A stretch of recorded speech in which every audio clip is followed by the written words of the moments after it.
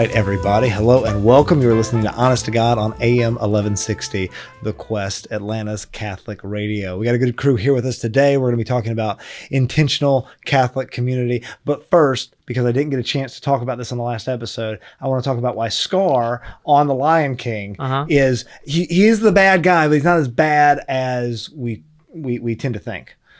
So this has nothing to do with the episode. I just have to get this off my chest. I apologize. This is honest to God, what's on your mind, and this is on my mind. All right. So think about it like this. Okay. It really all comes down to a cartoon that I watched one time of Lion King that was actually done by Disney, but it had Scar and Mufasa as children in it. Okay. So so Scar's name, his real name wasn't Scar before he got the scar. It was Taka, Taka. All right. So bear with me. Mufasa. Anybody know what Mufasa means in Swahili? Ben, do you know? I do not. It means king. Right? Anybody know what Simba means in Swahili? Prince. Lion. Right? Anybody know what? That's how they got the name. Anybody know what Taka means in Swahili? Garbage. All right. So Scar is growing up in a household with a brother named King, and he's been named Garbage. All right. He grows up, he becomes a big boy lion, and so on and so forth. Right. And then I think there's a lot of emotional issues there. Does he kill his brother and steal his throne? Yes. Side point. Also, what happens after he kills Mufasa? Who does he bring to the Pride Lands? The hyenas. The hyenas. Did you ever realize how the hyenas in the movie literally aren't allowed to go out in the daylight? Everything light touches is yours, Simba, right? They have to live in a literal graveyard where there's no sun. Talk about an oppressed minority in the Pride Lands, right? So he is integrating the Pride. He's bringing in these people who have literally been forced to live in a dark graveyard that's always nighttime into the Pride Lands, okay? And once again, he killed his brother. That's bad. But the way things fall apart, not his fault. Scar cannot be such a bad king that it doesn't rain anymore, and all the grass dies, and all the rivers dry up, which does happen, and it always bothers me. So that's my little spiel on the Lion King. Can we start a movement? Hashtag support Scar. Scar. Well, I don't want to support it. Like, he is a murderer, but okay, I'm just saying, understand. Understand. We need a movie based on Scar. You know how they did with Maleficent, right? They made her not seem so bad. We need one of Scar. I'm all about that. Yes, absolutely. Like a as tragic. long as they don't make a Simba movie that's a dark Simba, because they take Superman and make him Dart. That is show notes Benny, who somehow got his hands on a fart machine. Benny. All right, so with that, let's start with prayer. Can somebody lead us in prayer? Okay, I got you. All right, Luke, you're the man. Alrighty, in the name of Father, Son, Holy Spirit. Amen. Dear Lord, thank you so much for these people that you've gathered here today. It is honestly just an honor to be on this podcast with everyone on the quest. We ask you to bless the conversations. We ask you to bless those who are hosting us, the guests. And we just ask that you dwell in these conversations and dwell in the people and dwell in the hearts and minds. And thank you so much for this day that you've given us. Amen. Amen. Amen. Father, Son, and Holy Spirit. Amen. All right, guys, I'm super excited to have you here. I mostly do this show just so people are forced to sit in a room with me while I go through all my conspiracy theories about Disney movies. Still trying to get a whole episode on that. We're going to see. Ben's going to check on that. It's in the works. Producer Ben. But that is not the topic of today's episode. The topic of today's episode is intentional Catholic community. What that looks like, how you create that, the potential issues from it. But before we jump into that, let's get to know you guys. Do you have 5 things? Everybody do 5 things? Yes. Hannah, you just have to do 1. Oh, okay. Because I was like, you told me 1. I only prepared 1. You're the veteran ES veteran we have. You and Madeline maybe are like competing for the most. Shout out to my soul sister there. Yeah, big shout out to Madeline. This show is actually brought to you by Madeline. Yeah, wherever she is. And not the book about the little French girl, but our friend who's here. So let's start over here with Luke. You can just tell us who you are and a few things about yourself. Alrighty. Hi, everyone. My name is Luke Padgett. And 5 interesting things about me. I am the oldest son of my family. I have spent an entire year in Ireland. Nice. I was a net missionary, my bad. I have survived a car crash, and I am a Star Wars fanatic. Rank the 9 standards, like the 9 Star Wars movies, not the Rogue Ones and Solos. Right okay, now, just the 9, like based on my opinion, or okay. Yeah. Just so. right out there. Rise of Skywalker is dead last, and right behind that is The Last Jedi. I agree so far. Yes, and then after that, I'm going to have to put Return of the Jedi, unfortunately. Okay. After that is Phantom Menace, then Attack of the Clones, and then we're getting into the good ones now is next after that is Empire Strikes Back. You're gonna put that third best, Empire Strikes Back? Yes. Oh man, Empire that's a Strikes hot Back, take if I ever Revenge heard of the one. Sith, and then A New Hope, the classic, the OG is always going to be the best. Wow, that is a hot take. That is. I'm not going to rank them all, but I am going to say my top 3. This is controversial. Empire Strikes Back, New Hope, Clone Wars. Clone Wars. And I'll stand okay. by that. I'll die on that hill. Clone Wars is number 1. No. Attack of the Clones? This is our third. Attack of the Clones. I'm sorry, not Clone Wars the series, but yeah, Attack of the Clones. By the way, that Okay. series is fantastic. Please check it out if you It haven't is. already. It is pretty solid. Yep. It's pretty good. All right, but we're By not the way, talking about Disney, Star Wars please either. don't copy strike. Please don't copyright strike. This is As an AM radio show with once again dozens of Dozens. listeners worldwide, Ah. there's a really good chance that Disney will pick this up. We'll probably get Yep. a cease and desist order within the hour, I would say, after this drops. I think this call is Disney right now. I think they Is can it? just sense that we're. Oh, it says Walt right there. Yeah, Incoming yeah. call. Oh my. Are we not crazy. already in a legal battle with Betty White over the Golden Girls song? Well, she passed away. Okay, so we're but not. she's still Speaking kicking of for Golden it. Girls, hey Ben, what's the subscriber count? We are at 248 subscribers, Oh, wait, John Henry. Is that more or fewer than the number that Benedict said he was going to sing? That Thank is you for being nearly 100 more. Wait, 100 above? What? Above. That's amazing. Show notes, Benny. Are we going to do that this episode, or are we going to kick that ball down the... Then we may do that as an Instagram thing That later. sounds great. Yep. All right, make sure that you are... that you're following us on Instagram, Oh, so you yeah. can see both Benny sing the Golden Girls, and I think Ben has some obligations I'm based gonna on be shaving a leg with a Zelda with a sword. Zelda sword. Great, really With the serious, Master Sword? hard-hitting Oh, yeah. stuff. All right, And wait, real quick, the Instagram is at honest2, God_YA for young adults. So go follow. check it Oh, out. yeah. Mhm. Hannah actually has a lot to do with running that page too. Yes, I so, do. Thanks, Hannah. All right, Hannah, give us your one. I'm Hannah, if you haven't already seen me, but I've been prescribed glasses on 3 separate occasions, and I think I've worn glasses for a total of 1 day. Nice. All right, while that seems like a really bad idea, I appreciate your stubbornness. I think that's cool. A lot of things I do in my life only because somebody told me not to do those things, and so I just staunchly do them anyway on purpose forever. That might be why we get along so Yeah. well. No, I like it a lot. All right, Mary, you're up. Who are you, and what are 5 things? Okay. My name is Mary Gray. Mary is my first name. Gray is my last name. Have to clarify in the South because there are so many double names. And 5 things about me. I have lived on 6 of the 7 continents. That's super cool. My favorite type of food is Indian food. I was adopted at birth. I really loved The Lord of the Rings growing up. Could not give you big an Lord of the order, Rings like fan. them all equally for different They reasons. go in order. That's what's convenient about them. It starts incredible, and it just gets like better and better. That's how Yeah. they go. Yeah, As long as you don't fall asleep by the 4th hour. that's fair. That is fair. I just actually started reading a biography of Tolkien. That's fantastic. So That's yeah, I'm a awesome. big Lord of the Rings Tolkien. guy. What's that? Tolkien. And then last one, I play a lot of beach volleyball, but there are no beaches in Atlanta. Okay. So I play sand courts. I know this is a stupid question, but I have to ask in case the answer is not what everyone's expecting. What is the one continent you haven't lived on? And I hope it's not Antarctica because it'd be really cool. It's if it- Antarctica. Oh, that would have been sick though. If you were like, I'm actually just visiting the States right now and I've never been to North America before. Right? All right, awesome. That's fantastic. And Michael. I'm Michael Lyons. Fun facts about me. I have an awesome wife of 2 years. I have an identical twin brother who was on Dancing with the Stars, so I'm officially the twin who was not on TV. Cool. But we both like dancing. I have lived in an intentional community for at least 10 years, a decade, until I got married, and then even some a little bit. That's a story there. And then I now invest and help form those communities around Atlanta. And the 5th one is I help build cityonpurpose.com, which is find your faith home in all senses of the word. But the person who runs that now, I have to give her credit, AG, to say she's she does all the work now, so Sure. she's great. I just kicked it off, but Well, that's awesome. And that was a perfect segue into what we're going to be talking about today, which is intentional Catholic community, right? Intentional communities.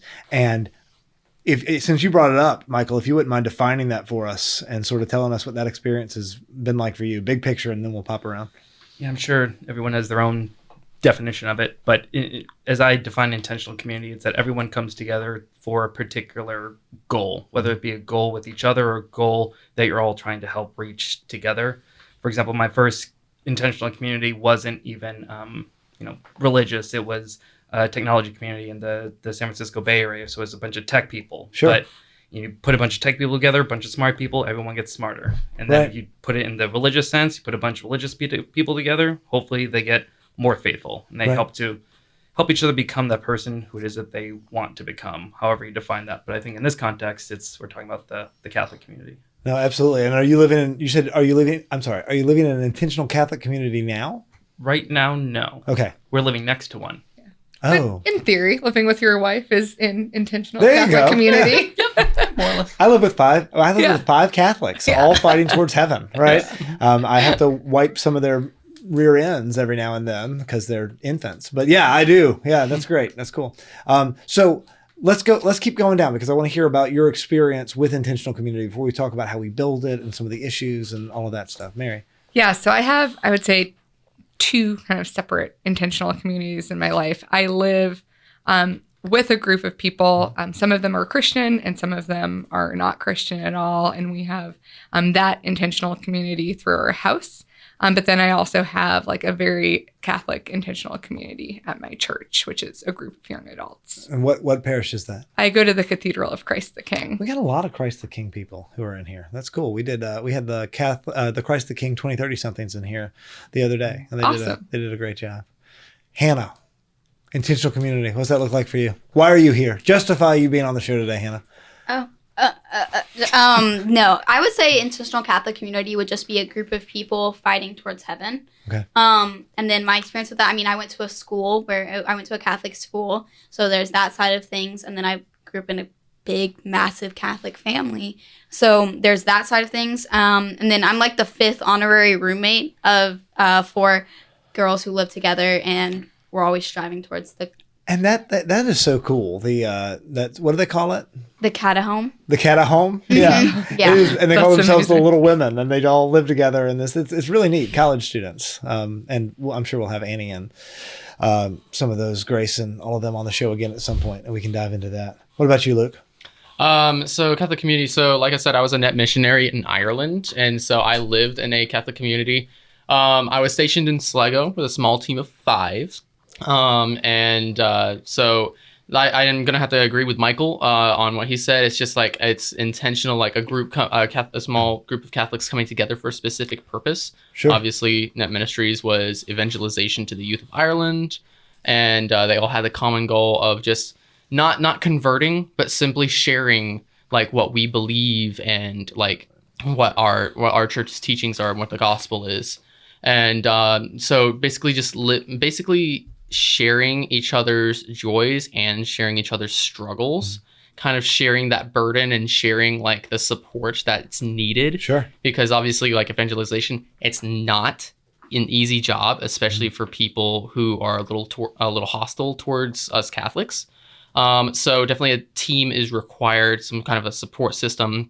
And eventually for me, it kind of turned into a family away from my family. Right. Mhm. Yeah. The whole, and you said that was in Ireland, which I think is so interesting. That whole, it's like sort of how you see the Europeans went out and they evangelized Africa and South America and all this stuff. And now I can tell you so many churches around here that are being propped up by African priests who are coming over.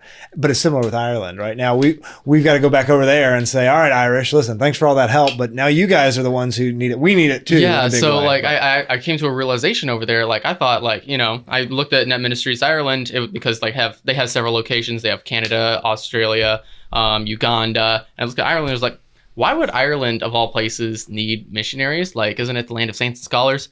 I actually did some research, and the Catholic Church in like just the last couple generations in Ireland has like it's actually physically dying. Right.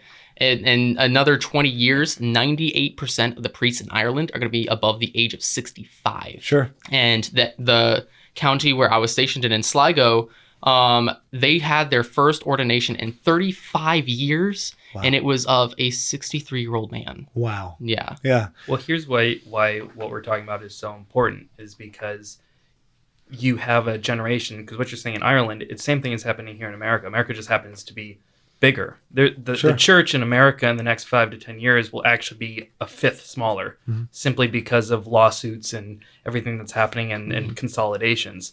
But why does that happen? It's because you don't have the younger generation who's coming in and filling ranks, and also is bringing that vibrancy into the church. But I see, we asked the question, what is intentional community? But should the question also not be the why behind it? Because when you have a group of people, there's like this magnet theory that people are looking, but until they have a place to go, they're all stranded. And so if you have intentional communities, especially multiple in a given city, that's how you let people say, hey, it's okay to live the way that you want to live. Right. And so that's, before we didn't have to fight for that. But today we do, because everything is so separated. Like, we don't live in a really homogeneous Christian world. And so we need to kind of recreate that in a way, or at least the safe space, to show that as an example, because that's not the norm anymore. Well, a recurring theme on this show has been this desire that is written on our hearts for identity, right? This desire for identity and community. And we want that as human beings, right? And we're going to find that somewhere. We might find it in a really distorted way, right? But we're communal beings, right? I talked a while back about how the school that I'm a part of, we've gotten comments before about how, well, isn't it just a bubble of whatever, this insular thing? And my response is always, what you're calling a bubble is what we've called for the past 12,000 years or so since we lived together, right? A community, right? And I don't think tribalism is a dirty word, right? I think we want that. We want to know who we are and what we stand for. And we live in this postmodern world where, and not to ruffle too many feathers, but I really think the effects of just the Enlightenment in the Western world has gotten us down to this relativistic nothingness mush that we're all wallowing around and wondering who the heck we are. And that's why I like the word intentional in the word community so much, because it does need to be almost intentional because of this river that we're fighting against of the modern American world. Hannah. Yeah, also, I'm not going to bring politics into it, but specifically, like, I just wrote a paper on, like, the two-party system and the effect that I think it's had, like, on the 21st century. And it's, again, like, it goes into that kind of division of, like, you have two sides that all they want to do, really, at this point, is demean the other side. And I think, like, that's a big thing. Is, like, so our community is lacking, like, just that basic human decency of, okay, maybe you believe something different. Maybe you have a different set of goals than I do, but I'm still going to support you as a human being. And I think that's why we're so, like, we're desiring that community even, like more so now, because that's what we see so often is just because of my belief set or just because of my political leanings, a whole group of people is going to, like, define me as not a human, basically. Well, it's also a size thing too, right? When we're tying up our sense of belonging to something like a political movement that encompasses tens of millions of people, I'm not an individual in that, right? I'm a grain of sand hitting the side of a cliff somewhere, right? And I think that size matters, because once again, when we talk about tribalism and we talk about how we have lived, what I think we can make a really good argument for it's natural because we've done it forever. And we can't do that with all things, but there's a great quote that says tradition is the democracy of our ancestors. And I think that's worth taking into account here. And so I think we're longing for this closeness and this bonding and communal aspect of life that is missing in this world that we live in right now. What are your thoughts on that, Mary? What do you think? So I think that's a good thought. I was trying to, one thing actually that you were saying, Hannah, I was thinking through where you're like, people don't even want to hear what my thought is I think one thing I've seen is, I grew up without social media, and then during high school into college, that's when social media kind of became a thing. And it went from asking people what they believed and why they believed it to people just putting out there what they believed. And sometimes you might not have even wanted to engage, but suddenly people are putting out thoughts, replying to thoughts, and it's becoming more of like almost like an internet battle because you're not actually like talking to someone as a person. You're just replying. And so I think it has been interesting because I would actually say social media in many ways has like some ties to community in the sense that I think it works against community in many ways. Yeah. I mean, While appealing to that desire for community, it's literally degrading our ability to be a part of it. yeah, it's like you want to be closer to people, but you're looking at your phone, you're looking at Instagram, and you're not engaging with others. You're looking at a picture. There's nothing social about social media. I agree. It's super interesting, like being in like living in community for the past 10 years and seeing literally how it's changed in the past 10 years. Because I forgot who was saying this. It might have been some life teen or a young adult teacher where they said before we would need to teach people about having a relationship with God. And now as a youth minister, our job is to first teach them how to have a relationship and then be able to have a relationship with God. Sure. And interesting enough, I am seeing, obviously not specific people or call outs, but in general, people either try to have a community, or the ones who do it, but maybe don't do it as well as they even want. It comes down to that the challenge of trying to merge what people have learned from social media relations and trying to then apply that with living underneath one roof. And so it's a whole thing that they're trying to mesh and figure out that they didn't have to before. So if they have an issue with something comes up in the community, and it may not even be an issue per se, it's just, hey, let's talk about it. The fact that the default is let's send a text about it versus let's talk about it, that just can open up a whole can of worms that it wouldn't. Or even the fact that some people might say I feel more comfortable sending a text or doing it in person, or I feel more comfortable sending it in an email even. It's like, that's fine if you feel more comfortable, but that doesn't mean it's the best way to do it. It's like there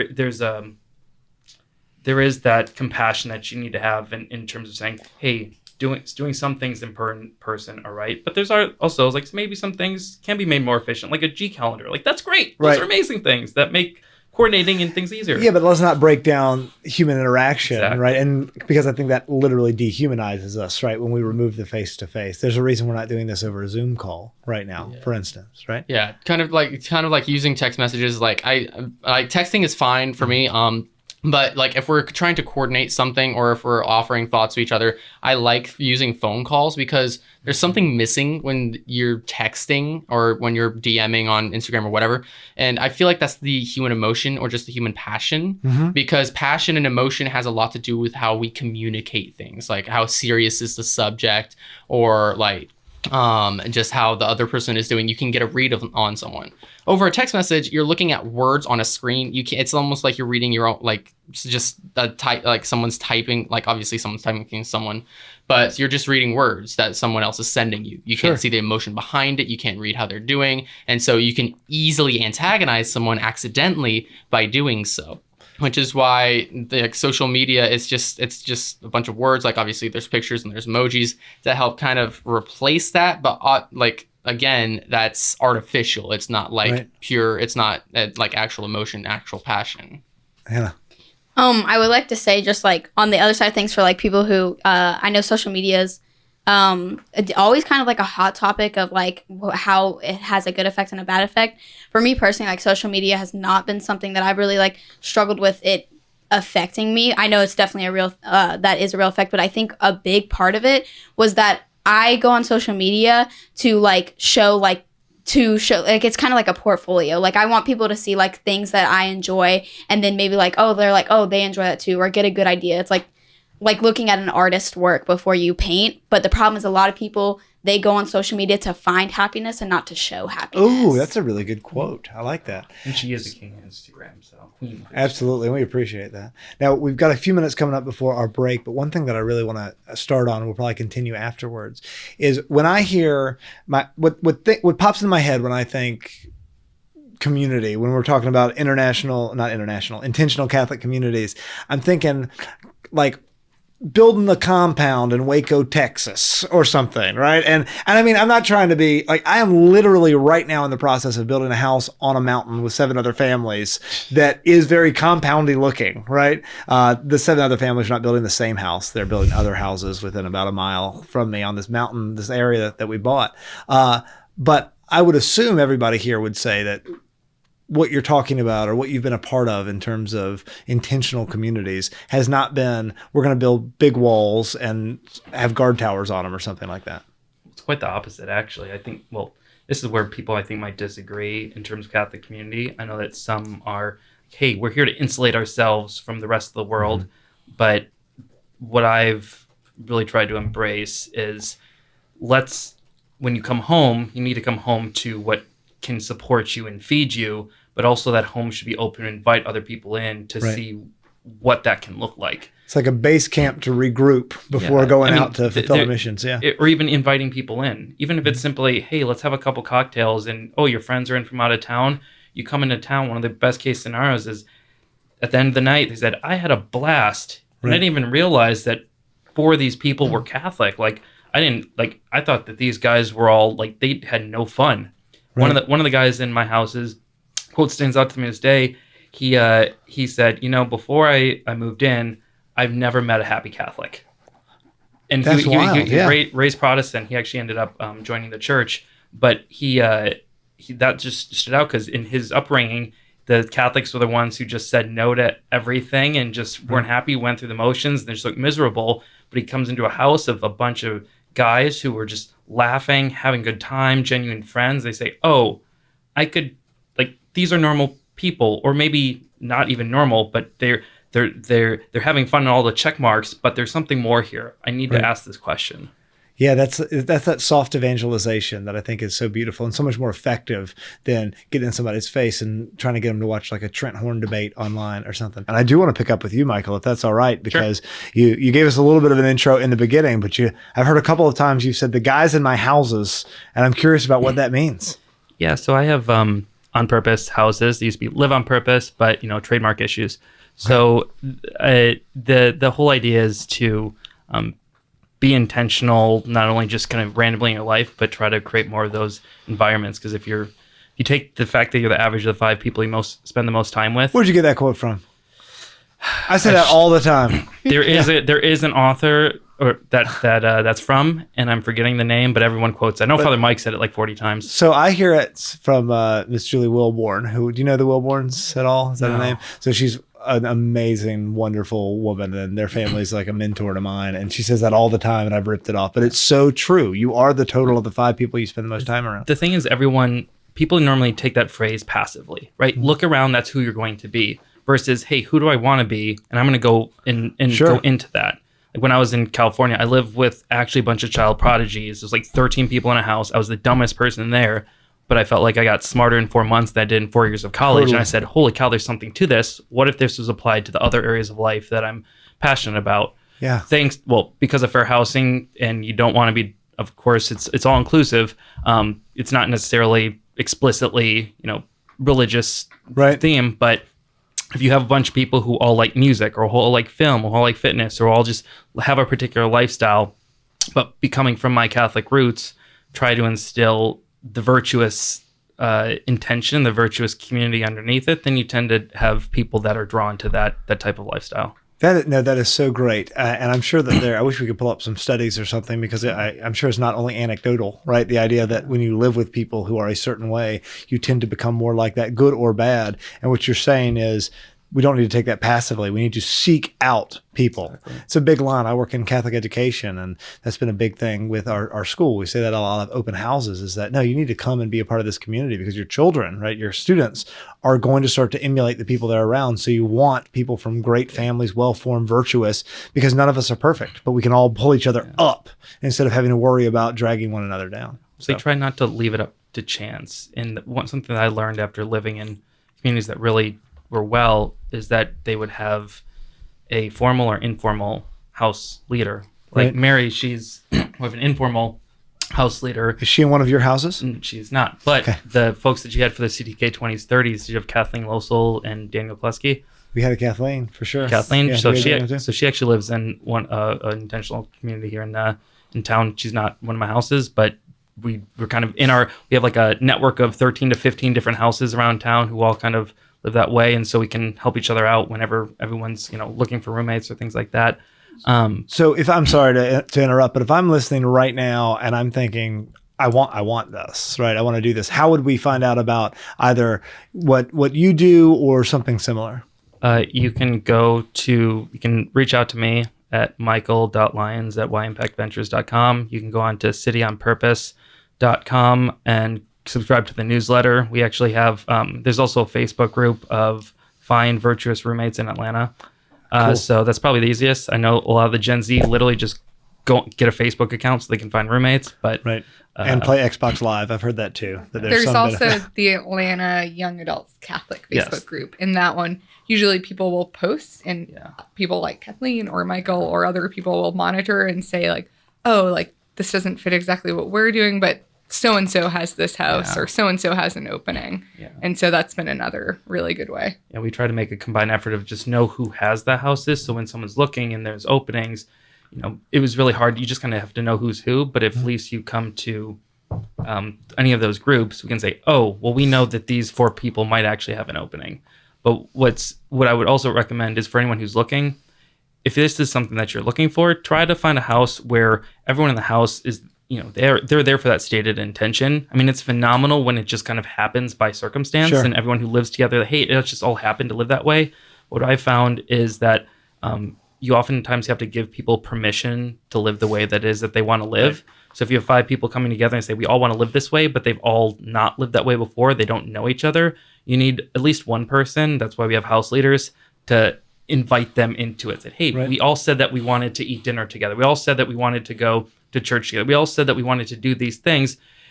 Hey, I'm having dinner. You guys come on in. And then once the habit is built and those relationships are formed, then it becomes organic and it becomes really virtuous and grace is filled with it. That's incredible. Now, I am curious, Luke, what does Net Ministry do anything in regards to community building? Yes, actually. So so the way I found out through Net Ministries was through networking. I had heard from basically from a friend who heard it from a friend who heard it from a friend. Right. So they build a community. There's like a solid 6 weeks of training before you go out and be a missionary. Mm-hmm. And while you're doing that, you're building the community with all the people who have volunteered there. And like, if you know someone like from a different net branch, or like if you meet someone from a different net branch, like it's almost like instant like fellowship because like net is just one big happy family. And whether it's functional or not, like you guys, you get along most of the time. So like I'm still in contact with my team from a net, and I still know several other people from the other teams like Kaylee, Mayo. There was a brew team, and it was so they built a rather big community, and there's even like they invite you to different houses, and they invite you to group chats and vlogs and Facebook pages to keep in contact with other net missionaries. And they even have this website where you can find netters near you, and that basically just find fellowship, like find other netters that could possibly be in the same state. Unfortunately, there's not a lot of them in Georgia, so I'm not able to see a lot of them around. So like if I wanted to go see someone, I'd have to travel like to Florida or Minnesota. There's so many missionaries from Minnesota, by the way. Right. Probably it's so cold they all want to leave. I know, right? But it's not much better in Ireland, honestly. Like right now, it's probably 30 degrees. So nice. Yeah. Now, Hannah, you just came from a intentional community that was not Catholic in any way, and I'm curious about that experience. Yeah. So I went to basic training and pretty much lived with, the numbers varied because of COVID, but about 60 females in one big bay with a bunch of bunk beds. Mm-hmm. And I say probably like 2 of them were Catholic, but they weren't like actively like really living their faith, that they were just Catholic. Nominally, yeah. So to be in that community, there was definitely a lot of big differences. And I was thinking about it on the drive over here, and it was like, obviously there's little things, but I was trying to pinpoint like what would be like a reason. And I realized like what I think it is a lot of people have taken like the like YOLO and like you only live once thing and made it I feel like it was supposed to be about like spontaneity and like living your life purposely and loving your life. But I feel like a lot of people use it for instant gratification.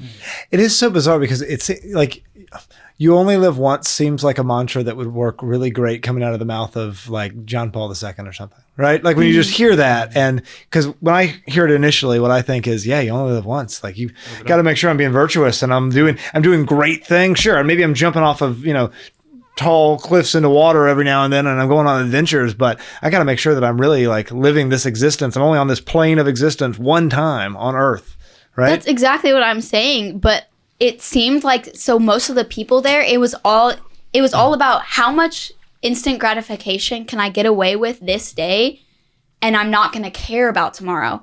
And so you see this in the community and like people just talking about one night stands, sleeping around, like drugs, smoking, all this stuff. And they're like, oh, well, you only live once. Whereas on the Catholic side of things, like I feel like with the Catholic community, we have like a set of rules and we have like a desire to get into heaven that means that we want to make our days the most meaningful because we have an end goal. So it's all about like fighting this day for the next day.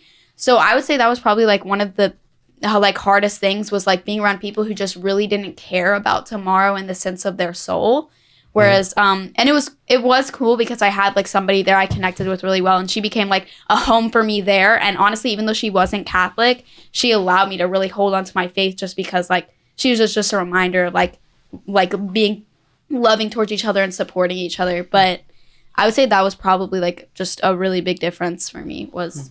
Well, and praise God that you had sort of the backbone to not go along to get along, right, with everybody else, and that you were formed well enough to sort of resist those temptations. But what's interesting to me about intentional community, at least from my own perspective, is that I am now. I'm married. I think I've got, I'm into the whole Catholic thing and have been for quite some time post conversion.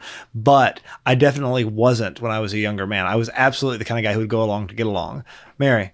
Well, no, continue what you were saying. No. I can go after. Well, I was going to say, and it was only because of me going to a very small Catholic college and seeing good guys, good men that I was attracted to, right? Not romantically, obviously, but that I was like, I want to be like you. Like, look. Guy crush. Yeah. You're good looking, you're athletic, and you're good. You're strong and virtuous. You are a man, and I want to be like that. And that is what ended up sort of molding my heart when it was very moldable, right? And I absolutely could have gone the other direction, but it was literally community that saved my life, I think, and hopefully one day will save my soul. Yeah. That's awesome. Mm-hmm. So one thing I wanted to bring up, so really also love that quote that, you're a combination of the 5 people you spend the most time with. But I think the point that you just made of like having a backbone and what that means is so important. Sure. Because I live in like a pretty different type of house where there are 6 of us, 3 of us are Christian, but the other 2 who are Christian are not Catholic. And then 3 are very like not Christian, and we just have different lifestyles. Like the goal of our Friday nights are very different, but I still think that there is not just room for that in creating community, but also like that can even be a goal in and of itself. What can be a goal? I'm sorry. So the fact that like you can still live in a community that's not Catholic, but live as a Catholic and be an example of that. Sure. So it's an opportunity. It's an opportunity, yeah. So there's this quote by St. Francis of Assisi that I really like that's preach the gospel and if necessary, use words. Right. And I'll give one story that I had with a situation in my house a few years ago where it's a 5-bedroom house. We have a bit of a rotating door, and essentially like about once a year, maybe more, we have someone who's moving out. And at one point we had an opening, and it's a co-ed house. So one of the other like guys in the house said he had a friend who was looking to move to Atlanta, and he was like, yeah, she's like great. She's a teacher. She's from Texas and she's lesbian. And like immediately I was like, oh, like, shoot, I don't really want to like live with someone who has that different of a lifestyle as me. and realized at the time, I was like, like, I don't really like the response that I had. Like, that's not a Catholic response. Like, it's not even kind of inviting them into the space. It's excluding them before we even get to that point. So I like thought about it and prayed about it and immediately kind of told him, hey, yeah, have her move in. And like, even though what we believed was totally different, our lifestyles were totally different, like, I didn't change anything about my life in terms of being a Catholic, like would go to mass on Sundays, would go to adoration on Wednesdays, and, you know, wouldn't be in her face about that. But if I came back on Wednesday night at 11 p.m. and she asked me like where I was, I would tell her like, yeah, I just came from praying for an hour. Yeah, I think a lot of that has to do with knowing yourself and your temperament too, right? Because I think there's absolutely people, once again, myself 15 years ago, who, had I surrounded myself with people who were living vastly, you know, radically different lives with radically different priorities, I was not strong enough to resist that, right? I would have absolutely gone over, if I'd been living with a bunch of sort of your stereotypical frat guys or something in a fraternity house where there's a lot of drinking and girls and drugs, I would 100% have gone along with it. And some people at 19 years old are strong enough to handle that. I was not. And I think knowing yourself before you put yourself in different situations and before you decide what kind of a community you can thrive in and what kind you can't is really important. I just wanted to say, it's kind of piggybacking off what she said, but that throwing back into that situation of living with in basic training, something that, like, I know we're talking about living with the an intentional Catholic community, but I also do think it's so important to like be in that situation where, you know, you are tested, because I mean, I'm not shy about what I am. I'm not like proclaiming it 24/7, but if you ask me, I'm going to give you the correct answer. I'm not going to tiptoe around it. And I remember like one of the first conversations we had in the Bay was about sex, and, you know, everyone's saying, you know, what they've done, what they haven't. And on my side of things, they asked me and I was like, oh, well, actually I'm waiting till marriage. That's my belief as a Catholic. And they were so surprised by that. And like, I know some people are probably taken aback, but a lot of people were just like surprised and interested and like, oh, wow, like you like are actually making that commitment, because it's so uncommon. So I think it's so important to like, you know, not be scared to put yourself around people who have different views, because sometimes like they're like actually going to like hold you up higher than some people who are sharing the same beliefs, because they're so intrigued, and it makes you realize like, yeah, like I really do love what I believe. Yeah. Go ahead. I was just going to say, I think that piggybacks on what one, applause, 'cause that's awesome. Two, that really highlights a big lesson that I learned, which sometimes as Catholics, we want to say, hey, priority number one is God, which, yes, general priority number one is God. But in community, like, the priority number one is relationship. And so it's meet the people where they're at. And that's just being a good relationship with someone. Like your friend, she wasn't Catholic, but she wouldn't probably have been open to a conversation if you didn't just be nice and build a relationship with her. And I found, whether it be Catholic communities who are all like devoted to we're going to be Catholic, or the ones who are like, maybe. What makes the difference is the expectation of, if they try to force it too early before they even have the relationship, then it actually can create a little bit of an awkwardness. You can say, I'm sorry, one more time. Force what too early? If you say, even if you have like 5 Catholics who are all living together and they say, hey, we want to pray together every single day, we want to do this together every single day, then some of that expectation, some accountability holding, some of all the things that actually help you to grow in a virtuous relationship that take time just naturally. Right. If you don't earn the right to step in, or you don't earn the right to encourage, because people think that you should just do it because it's true. My favorite phrase, the five people, that's a great one, but I think the most applicable one that I've learned is, the right thing to say at the wrong time is the wrong thing to say. Okay. Yeah. And so I like that a lot. That's meaning good. Like, yeah, hey, if something stood out to you, but you don't have a relationship with them, if it takes a week or if it takes 6 months, you don't have to call them out on those types of things. And honestly, if you don't have a relationship, you don't have the right to call them out. But you need to meet them where they're at first to try to seek understanding. And once you understand, you don't have to agree, but you should try to understand. And then once you do understand, and they know that you actually care about them as a person, 100%. then you know that whatever you say they can actually believe, and they know truthfully that you're only saying it because you care about them as a person, whether they believe it or not. Right. No, I like that a lot.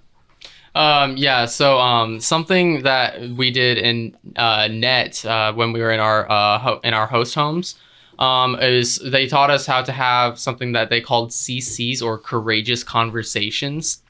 And it was just kind of like something that Michael said. It was a courageous conversation where, like, let's say you said something that kind of hurt someone in a different way. We would sit down, we'd have a prayer beforehand, just like, God, intervene in this courageous conversation. Basically, if we had any disagreements about each other or about something that we said, we'd sit down, we'd talk about it, figure out where each other was coming from.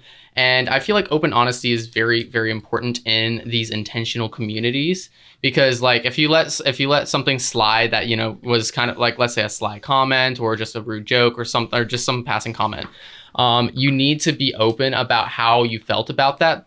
Like, obviously, don't nitpick at every little thing everyone says, but if it actually hits deep, you need to open up about that and let them know, hey, that's kind of a touchy subject for me. Well, and once again, that's just going back to human nature, right? And it's going back to, I loved what Michael was saying about the right thing said at the wrong time is the wrong thing to say.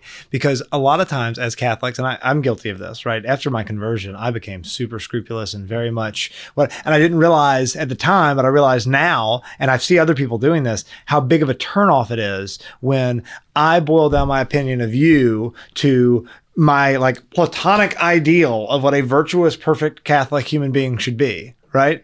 And it muddies the water in a way that makes it where I am less effective or not effective at all. And that soft evangelization is impossible. I'm exactly like a really aggressive Mormon who won't stop knocking at your door. Not knocking the Mormons. I love the Mormons. The show is brought to you by the Mormons. Oh, I don't think it is. No. Hannah.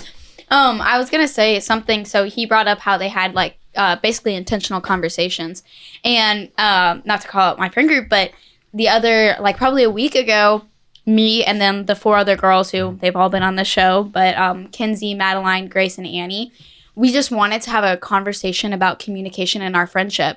And just because there was, like, little things, you know, that can create big issues, and we just wanted to have that conversation so we could be better friends towards each other. And something I was like, we prayed before and we were just talking, and something I remember we were talking about is a lot of people wouldn't do this with a friendship. Like, this is something people would think is a marriage thing. And I was like, thought about that, and I was like, that's so true. Like, people don't treat like, obviously for like, you're not getting married, but I would think it would be really important to kind of take out from what married people do and put that into the intentional community you're trying to create. Because the whole point of being married is you're supposed to, like, be pulling each other to get closer to heaven, and you have to work out these things because you're in close proximity all the time. But just because you're not going to be living with this person 24/7 doesn't mean you can't have those hard conversations and talk about the little things. I just am jealous that you're doing this now in your college. That's so incredible. Cool. Yeah. And if you haven't read the book Crucial Conversations, book up there basically is like how to have those courageous conversations in marriage, in the workplace, and whatever. Probably one of the most applicable books I've ever read. But we'll put it in the show notes. Yeah. Show notes pen. Great. Show notes pens all over it.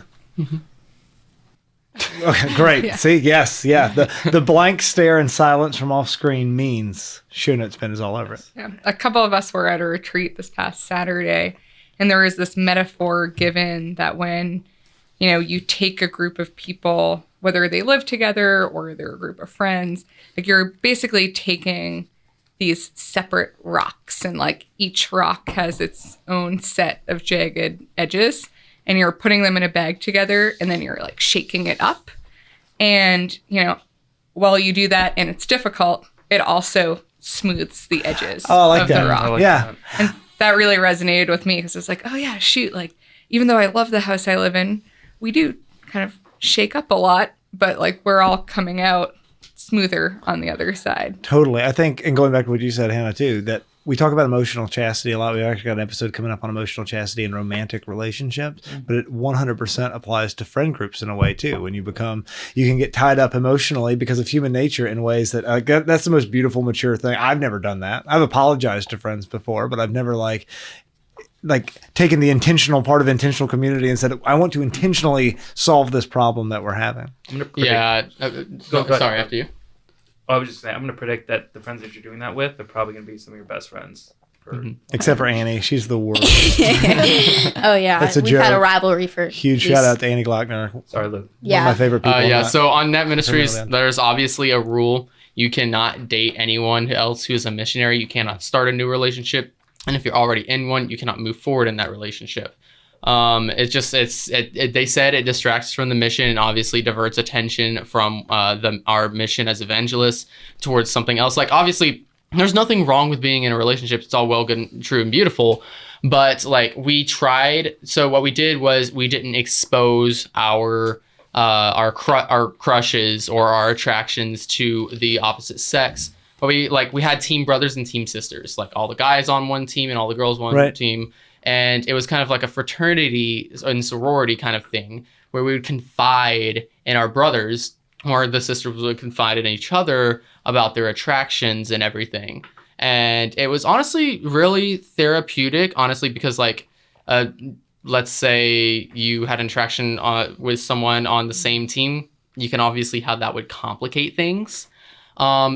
And I was just it was really fortunate for me to have an amazing team brother like I did. Shout out to Jack McCarthy if you ever listen to this one day. And he was just really amazing. And I felt like he was one of the only people in the world, aside from my dad and my other friend, that I can be 100% honest with. Right. Mm-hmm. No, that's incredible. I think that I had a friend one time who told me, and I might have said this on the show before, that being a friend is like showing your heart and saying, right there, that's how you could really hurt me. Like, I'm going to be vulnerable to you in a way that we tend to, because of our broken understanding of human interaction. Now, we tend to reserve that only for romantic relationships, only to a spouse. But a real friend, if I'm saying I love you for your own sake, right? I love you unconditionally. There's some emotional depth and maturity that we're called to there. I would love to keep going. We could do this all day, but we are almost out of time. I gave you guys some little cards here. Yeah, big shout out to Loaded Questions Junior. So none of the questions are dirty. And let's roll through these really quick. Pick your favorite of the four that you have in front of you, and you can answer it. We'll start with Mary. Okay. I was just thinking, I hope he doesn't start with me because I'm Good. trying to Good, decide okay. like which of these to go with. So I'm going to go with, what is your favorite dessert? Nice. It's really hard to choose just one. Wait, no, I'm sorry. I'm going to actually change the question right now. It looks like dessert, but we're going to take out one E, and the question is now, what's your favorite desert? You have to pick a favorite desert in the world on air for all eternity. Mojave. Yeah. I'm going to go with the Sahara Desert. Sahara Desert is big. Yeah, I really camels, like the continent of Africa. dunes. I was just there over the summer. Lots of dunes, lots of camels. Yeah. Very I was in the hot. Kalahari, but it was. If I same was in the continent. Sahara, I would want to eat some creme brulee Right. because that is Which my is favorite not the dessert. question, Mary. All right, Luke, what you got? So my question right here is, what makes your stomach ache? And right off the top of my head, that would have to be bratwurst. Bratwurst? Ooh, that's Yeah. What? I Yeah, know. come Leave the on. room. Canceled. No, it's like, I Come on. like the taste Some of it. opinions can be wrong. Do you I'm have not any saying German I- Irish blood in you? listen. You do? You can't. I'm not saying I don't like bratwurst. That's a huge misconception. Okay. I'm just saying my stomach doesn't agree with it. Okay. It's a whole Okay. like worth yeah. it though. You and It's your like stomach worth are it. I odds. have brought. Let's say I have bratwurst for dinner or something. All night long, my stomach is at war with the rest of my body. Okay. It is terrible. Bratwurst Have you Tums. ever Bratwurst Tums. Yeah. So I usually hear this apply to alcohol, but I've heard the phrase like drinking too much is just stealing happiness from tomorrow. Mm-hmm. And it should be like that with bratwurst for you. Yeah. It's worth it. You should steal happiness from future you for the sake of the bratwurst. Yeah. I also might consider just getting a new stomach because Yeah. You know, I have considered that. It's just like it's hard to find Oh, wow. someone else with a compatible stomach. So you know? there you go. This episode of Honest to God is brought to you by bratwurst. All of it. All Yeah. that. All right. Mhm. Michael. My question is, if you could take a school field trip anywhere, where would you choose? Okay, wait. Let me give you the parameters. You are 8. There are 60 of you in the class, and the only chaperone is Chris Farley's character from Billy Madison. Go. Do you know who that is? Can he go in Miss Frizzle's school bus? No.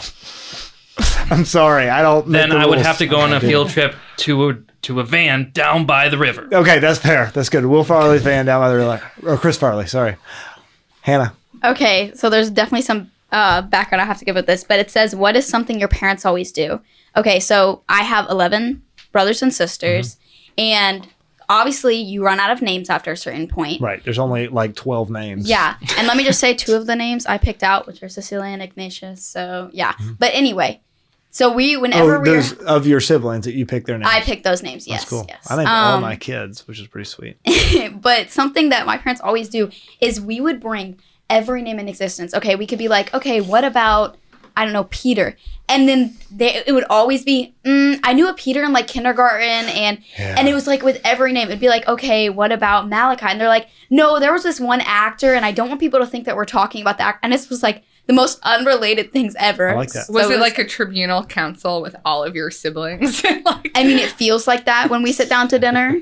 That's cool. My younger brother wanted to name our little sibling when my mom was pregnant Opta Bubble Prime. So, very original. Yeah. We have a farm, so we name a lot. I let the kids name all the animals. And I've had a goat named Colonel Stephen Applewhite. I've had a rooster named Death Machine 3000. Awesome. And my favorite rooster I ever had, his name's Kevin. He just got hit by a car. No. My favorite cat is my friend had a cat named Chicken.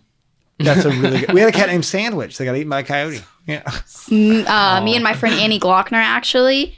I hope I remember his name right, but we had a snowman, and his name was Henry David Zane the Fifth and a Half. Oh, that's beautiful. It's a Yeah, great it snowman. really name. was. The show is Dan? brought to you by Andy Glockner. I think that's a good rule. All episodes are kind of brought to you by Annie. Yeah. All right. My question is, and we've done this one before, but Pick I a different just. one. There's 4 questions. I That's why I know, like these over the but- popsicles. All right. Okay. See, but none of the other. This is the only one good one on the card, so I'm gonna go with this one. Is if you could have an unlimited supply of something, It has to be different than the last one. Well, of course, mine would be homemade bread. Homemade bread. Yeah, just like freshly baked. Okay. It's always warm You and would be like It would so go stale. fat. I'll Oh, send you some insulin sometime. Yeah. That there sounds you go. I appreciate it. Yeah. dangerous. Yeah. I've got what is the best thing that happened to you yesterday? And I actually have a really good response for this one. Yesterday, I went up to visit Belmont Abbey in North Carolina, and I work in a school, and I went up there. I kind of sent an email that was, I said it more polite than this, but I said, basically, I'm really concerned about the Catholicity of your university, and I'm not comfortable recommending students go there because of that. And I had this guy reach out to me and say, you need to come up and check us out. A lot of stuff has changed, and this is not a commercial for Belmont Abbey, but I went up there and I toured the Honors College at Belmont Abbey and met some of the most amazing college students I've ever met. I had lunch with a group of guys. I went to mass up there. I had a monk who had infinity pockets where he kept pulling out saints cards and plastic rosaries and all of these different things. That's awesome. It was amazing. So if you are or have a teenager looking at a college, the Honors College at Belmont Abbey is pretty darn killer, and it's only 2 hours and 45 minutes away. There you go. So, all right, guys, we could do this all day. Thank you so much for coming in. Really appreciate y'all being here. This was wonderful. You're listening to AM 1160, The Quest, Atlanta's Catholic Radio. This is Honest to God. Producer Ben, over and out. Over and out.